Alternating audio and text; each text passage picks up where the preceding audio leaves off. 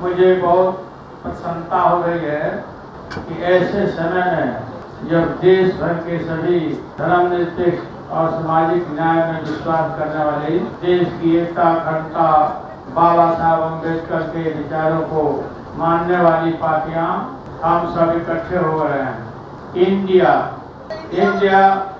भर से भारतीय जनता पार्टी और भारतीय जनता पार्टी का सफाया तय है।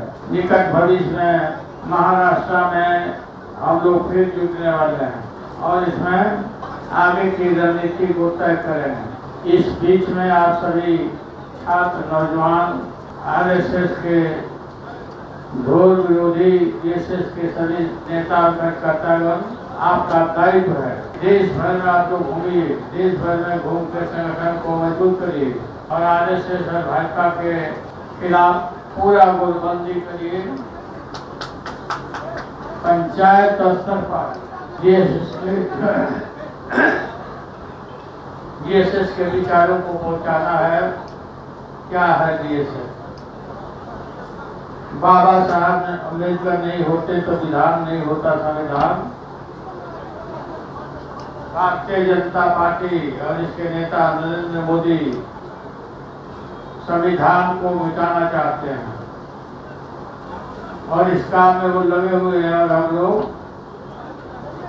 किसी भी कीमत पर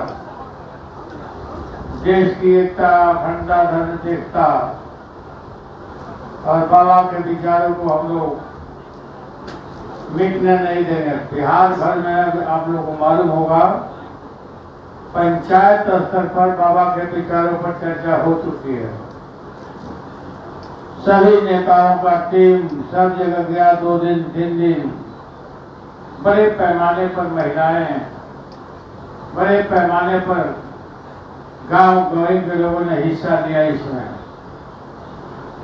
और बूथ स्तर पर भेजना है, वो भेज रहे बूथ स्तर पर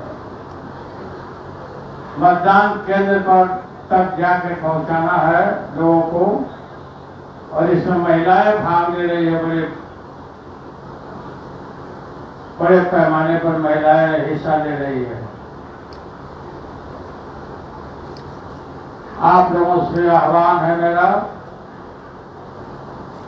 कि सब तरह के कामों को छोड़ करके इस काम में लगिए, देश को बचाइए।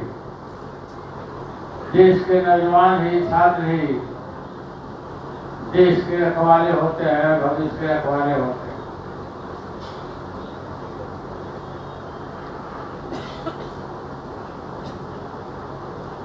इसलिए आप लोग समय निकाल करके जिस तरह से आजादी की लड़ाई में नौजवानों ने, देश के युवाओं ने हिस्सा लिया था, अंग्रेजों को मार भगाया था, राष्ट्रपिता महात्मा गांधी से लेके आचार्य नरेंद्र देव, बाबा साहब अम्बेडकर, डॉक्टर राम मनोहर लोहिया, लोकनायक जयप्रकाश नारायण जी, जननायक कर्पूरी ठाकुर जी, पंडित रामानंद तिवारी जी और बिहार के न जाने ये काम चलते रहता है। लोग आते हैं जाते हैं, जेल का परवाह नहीं करते, जेल के अंदर जाते हैं। देश के जो ताने बाने हैं उसको बरकरार रखना है और ज्यादा से ज्यादा मैं धन्यवाद देता हूँ तेज प्रताप यादव को। और चुनाव आ गया,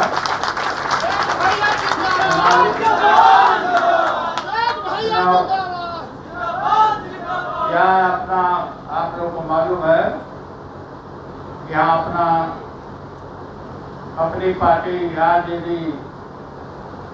जेडीयू कांग्रेस में इसमें काफी संधि है, हम लोग इकट्ठे हैं, इकट्ठे सब मिलकर सरकार चला रहे हैं। और चुनाव 24 का जो चुनाव बहुत नजदीक आ गया, इसकी तैयारी हो रही है। इस तैयारी में हम लोग लगे हुए हैं और एक के खिलाफ एक कैंडिडेट खड़ा होगा। भाजपा एक तरफ और इंडिया, जो इंडिया बना है, इंडिया वर्सेस भाजपा की लड़ाई होगी। जनमानस में मैं काफी प्रशंसा किया है कि अब गाली देना है तो इंडिया को गाली दो, भाजपा वाला गाली दो, हिम्मत है तो। इसलिए काफी लोगों ने सराहा है इनाम। और एक के खिलाफ एक कैंडिडेट खड़ा करने की विधि और प्रक्रिया क्या होगा, हम लोग महाराष्ट्र में निकट भविष्य में हम लोग जा रहे हैं। दिल्ली भी हम जा रहे हैं, लोगों से, सभी नेताओं से बात करेंगे कि हम लोग को, सब लोग को बिल्कुल आपस में भेदभाव भूल करके भाजपा हटाओ, नरेंद्र मोदी को हटाओ। बहुत घबराहट है सबको, बहुत घबराहट भरोसा एकदम। जो त्रिपुरा में हुआ, जो मणिपुर में हुआ, उधर जो हो रहा था आप लोग जानते ही हो। महिलाओं के साथ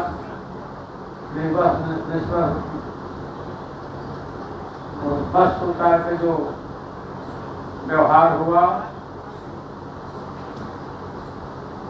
सुप्रीम कोर्ट को भी इसमें आगे आना पड़ा।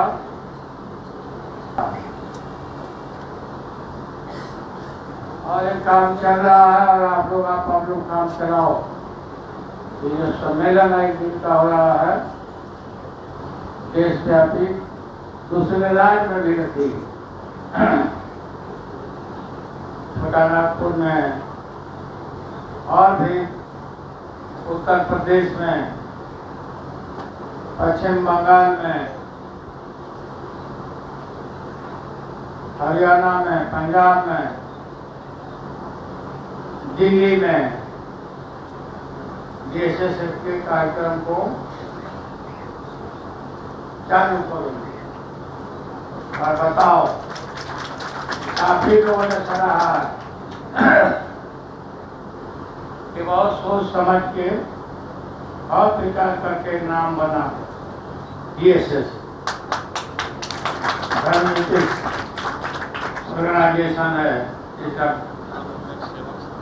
हाँ, राजनीतिक सेवक संघ। बीजेपी RSS वाला बहुत घबराता है सर आप लोगों से, क्योंकि आप फिर लोग बैठे रहोगे तो कैसे घबराएगा। आप लोग निकलो, आगे करिए, जितने निकलोगे उतने वो भागने का था। हाँ, नहीं दिखाएगा। आप लोगों को मैं काफी धन्यवाद देता हूँ। सूखा पड़ गया है बिहार में, किसानों को खेती करने में बहुत दिक्कत हो रही है। बिहार सरकार ने बिजली के द्वारा सिंचाई करने का और डीजल से ऐलान किया है। ये काम हो रहा है जितना हो सकता है।